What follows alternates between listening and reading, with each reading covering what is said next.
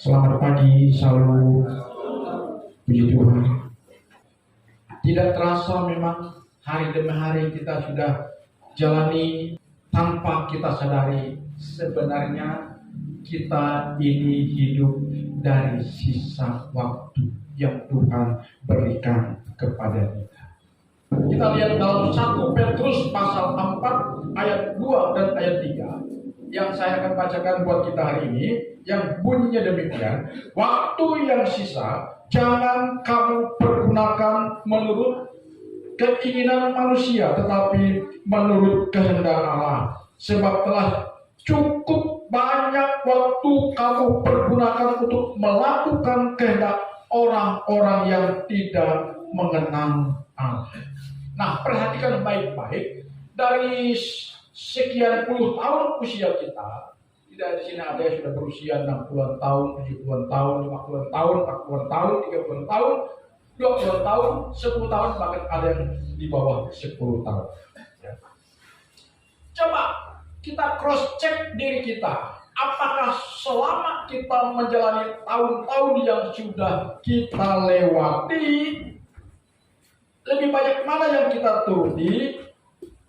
Ya. Apakah kita lebih banyak menuruti kehendak kita, menuruti kehendak dunia, atau menuruti kehendak Tuhan? Perhatikan ayat yang tadi hendak kembali mengingatkan kita, waktu yang sisa jangan kamu pergunakan menurut keinginan manusia, tetapi menurut kehendak Tuhan. Sebab telah cukup banyak waktu kita pergunakan untuk melakukan kehendak orang-orang yang tidak mengenal Allah. Artinya sudah banyak sekali waktu kita kuras, kita gunakan untuk hal-hal yang tidak berkenan kepada Tuhan. Itulah sebenarnya yang menjadi biang kerok dari ketidaknyamanan hidup kita, manakala kita sudah terlalu banyak memberikan perhatian kepada perkara-perkara dunia. Itu sebabnya firman Tuhan hari ini kembali mengingatkan kita semua yang masih diberikan nafas hidup oleh Tuhan untuk bagaimana kita menggunakan waktu yang ada dengan bijaksana, dengan arif, menurut kehendak Tuhan, dan melakukannya dengan segenap hati kita. Nah, sebagai bentuk dari kebersediaan kita melakukan kehendak Tuhan, maka hari ini saya ingin mengajak kita untuk memastikan 3 hal penting ini apakah sudah menjadi perhatian utama kita dalam kita menjalani hidup. Sebagai bentuk dari kebersediaan kita melakukan kehendak Tuhan, sudahkah kita memberikan perhatian khusus kepada 3 bidang kehidupan ini?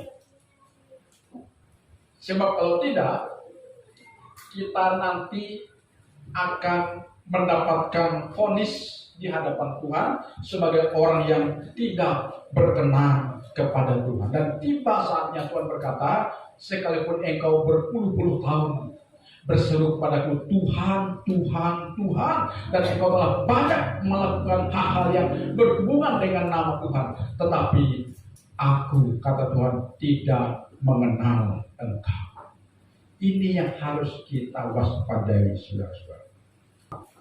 Jangan anggap remeh masalah kehidupan rohani, ya kan? Sebab kalau rohani kita tidak sehat, berdampak kepada perjalanan hidup kita. Kenapa saya katakan ini sangat krusial? Karena kita sudah mengaku diri kita sebagai orang Kristen, ya. Orang Kristen, orang percaya Tuhan.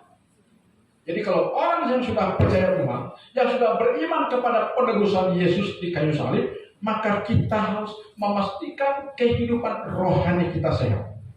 Nah, ciri-ciri kehidupan rohani yang sehat adalah sama seperti kita, ya,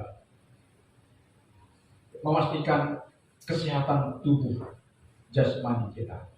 Tanda-tanda orang yang sehat jasmani apa? Pasti makannya enak. Amin. Lahap makannya. Tidak dipaksa-paksa. Coba kalau tubuh kita tidak sehat atau kesehatan kita terganggu, pasti makan sudah kurang selera. Kami melihat 2 minggu terakhir ketika kakak kandung kami yang meninggal itu, ya, memang sakitnya sudah cukup berat, tetapi satu yang membuat kami optimis, dia bisa bertahan karena dia masih selera makan. Tiap kali saya membeli dia, saya tanya kakak mau makan apa, biar kita beli. Ya, selalu kita, ya kadang kita bawakan susu apa namanya, susu kata orang susu beruang gitu. Tapi anaknya bilang jangan paman, nanti susu beruang itu perutnya tidak cocok. Hanya kita ganti, kita beli apa namanya roti, telur kita beli ya, makanan-makannya enak. Dia makan. Tapi tiba saatnya ada berita dari anaknya mengatakan bahwa mama kami sudah tidak mau makan. Saya bilang kalau sudah tidak mau makan, sudah tanda-tanda dia akan berpulang ke tempat abadinya. Dan apa yang terjadi sudah memang betul. Sebelum dia mengembuskan napasnya terakhir, tanda awal yang nyata adalah dia sudah tidak mau makan. Jadi kalau orang sudah tidak mau makan, hati-hati sudah, ya. Begitu juga rohani kita. Kalau kita sudah tidak tertarik kepada perkara-perkara rohani, perkara-perkara gereja yang berbau ibadah, yang berbau pokoknya yang berbau Tuhan, kita sudah mulai tidak tertarik ke sana. Tanpa kita sadari kita sedang sakit secara rohani. Kalau kita sudah sakit secara rohani, maka singa yang mengaum-ngaum yang dianalogikan, digambarkan oleh penulis Alkitab seperti Petrus, yaitu iblis, sudah menjadikan kita mangsa yang paling empuk. Jadi hati-hati. Hari ini pastikan kehidupan rohani kita sehat. Ya. Jadi kalau rohani kita sehat, maka ibadah kita semangat. Amin. Doa kita intens, ya, konsisten. Ya kan? Saya maaf bukan karena saya hamba Tuhan, tapi bila mana saya tidak berdoa, ya, saya merasakan ada sesuatu yang kosong dalam diri saya. Bila mana saya tidak membaca Alkitab dalam 1 hari saja, ada perasaan yang kosong dalam diri saya. Karena kadang-kadang kita kesibukan pekerjaan, kita lalu mengesampingkan baca Alkitab. Ya. Jadi saya secara pribadi mengalami, ya, kalau saya tidak berdoa, doa saya katakan tidak harus berjam-jam, tapi ada komunikasi dengan Sang Pemilik hidup kita. Itu tanda rohani kita sehat. Katakan amin. Lalu kita suka akan firman Tuhan. Karena doa adalah nafas hidup rohani kita. Firman Tuhan adalah makanan rohani kita. Kalau doa dan nafas dan makan kita sudah bermasalah, berarti rohani kita sedang sakit. Hati-hati, harus diwaspadai. Ya. Jadi untuk sehat secara rohani, mari jangan lupa berdoa. Bangun tidur Tuhan, terima kasih. Nafas hidupku masih ku nikmati, ku miliki dari-Mu Tuhan. Terima kasih buat kesehatan yang ku nikmati sekarang Tuhan. Terima kasih buat hari ini, pagi ini Tuhan, Kau masih berikan kepadaku. Terima kasih Tuhan, aku percaya hari ini berkat-berkat penyediaan yang baru bagiku. Telah Engkau siapkan yang terbaik. Ya kan? Dan saat ini Tuhan, aku berserah mohon perlindungan-Mu kepadaku dalam aku beraktivitas. Aku serahkan seluruh aktivitasku sepanjang hari ini ke dalam kuasa penjagaan. Begitu kita memproteksi diri kita, saudara. Jadi kita tetap terkapar oleh kuasa yang tidak kelihatan tapi nyata dampaknya, yaitu Tuhan itu sendiri. Mari hari ini kita memastikan rohani kita sehat. Amin. Ya, rohani kita harus sehat. Sebab bagaimana kekristenan kita bertumbuh, bagaimana kekristenan kita berubah, bagaimana kekristenan kita bisa berbuat kalau rohani kita tidak sehat. Seperti khotbah saya kemarin. Ya. Jadi sehat dulu, saudara. Harus sehat. Amin. Haleluya, haleluya. Jadi untuk sehat rohani diperlukan tadi doa, firman Tuhan, Alkitab. Yang kedua apa? Persekutuan, penghangat. Persekutuan ibadah kita itu merupakan ibadah baju yang kita pakai. Sehat apapun orang itu, kalau sering tidak pakai baju, kemana-mana tidak pakai baju, pergi ke Tanjung, pergi kemana tak pakai baju, pakai motor, masuk angin, pasti sakit ya. Ya. Jadi baju itu adalah penghangat pada kita untuk melindungi tubuh kita dari terpaan angin-angin yang tidak baik. Jadi baju rohani kita adalah persekutuan kita. Karena itu Ibrani pasal 10 ayat 25 mengatakan, janganlah menjauhkan diri dari pertemuan-pertemuan ibadah seperti yang dilakukan oleh kebanyakan orang, kata Alkitab. Tetapi marilah kita melakukannya semakin giat sampai kedatangan Kristus. Dan dampaknya kalau kita sakit rohani tidak diobati, maka dampaknya kita akan menjauh dari kasih karunia, artinya kita menjauh dari Tuhan. Dan kalau kita sudah menjauh dari Tuhan, tinggal tunggu tanggal mainnya, saudara akan diterkam oleh dunia ini. Singa dunia ini akan menerkam saudara. Hati-hati saudara. Tidak peduli apakah saudara sudah mampu secara ekonomi, kalau rohani saudara bermasalah, sindrom sukses akan menjadi jerat buat saudara. Hati-hati. Jadi yang pertama, pastikan rohani kita harus sehat. Amin. Dengan kita tadi doa, firman Tuhan, persekutuan, ibadah kita. Karena dalam 1 Timotius pasal 4 ayat 8 mengatakan, ibadah itu berguna dalam segala hal, baik untuk hidup yang sekarang maupun untuk hidup yang akan datang.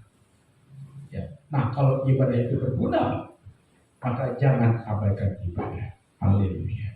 Kemudian setelah kita memastikan rohani kita sehat, barulah kita mengupayakan diri kita untuk bertumbuh, saudara-saudara. Ya, saya sebagai seorang petani sawit juga.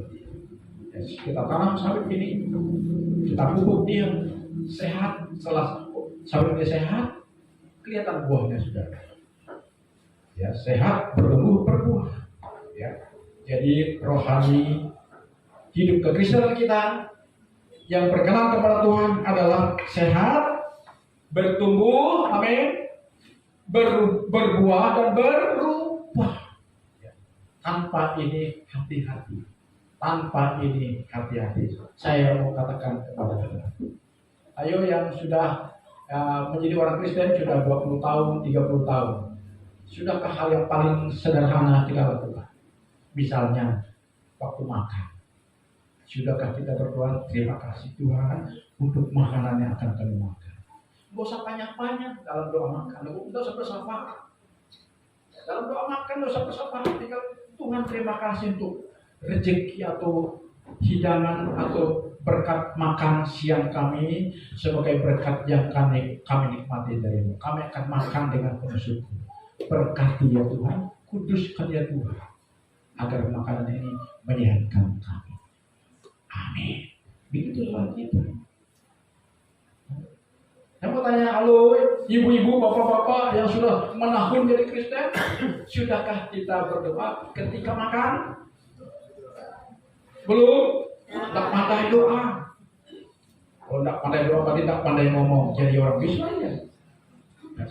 Masa doa tidak harus pakai bahasa Indonesia atau bahasa Jepang. Kemarin kami daftar cucu kami untuk tes masuk SMTK di Batantara. Luar biasa anak-anak didik di sana. Doa makannya pakai bahasa Inggris. Waduh, keren. Satu saat dia doa pakai bahasa Spanyol. Nanti mungkin doa makan malamnya doa pakai bahasa Mandarin, karena mereka diajarkan bahasa Spanyol, bahasa Mandarin, bahasa Inggris, bahasa Korea. Cuma saya kuotanya terbatas, ya kan? Kuotanya terbatas. Jadi saya ikut mempromosikan sekolah itu. Jadi kalau saudara punya anak boleh sekolah di SMTK Kasih Karunia Batangbara. Cukup bagus. Ya. Didikan cukup bagus. Ya. Jadi singkat cerita, kehendak Tuhan yang harus kita perhatikan, yang harus kita turuti adalah pastikan hidup kerohanian kita sehat. Katakan amin. Kalau hidup rohani kita sehat, yang lain dari akan sehat. Amin. Amin. Kalau hidup kerohanian kita sehat, maka dalam kita mengatur ekonomi kita, manajemen keuangan kita pasti akan sehat. Amin. Kalau rohani sudah tidak sehat, berimbas, berdampak seperti efek dominonya merapat kemana-mana. Karena itu pastikan hari ini hidup rohani kita sehat. Kalau hidup kerohanian kita sehat, siapa ya? Lalu pengaturan keuangan kita sehat. Suaminya pasti jujur pada istrinya, istrinya pasti jujur pada suaminya. Amin. Pasti akan ada keterbukaan dan kejujuran. Bila mana tidak sehat, di sana akan ada ketertutupan. Tapi bila sehat, semua tersuarakan. Ya, amin. Tuhan Yesus memberkati kita.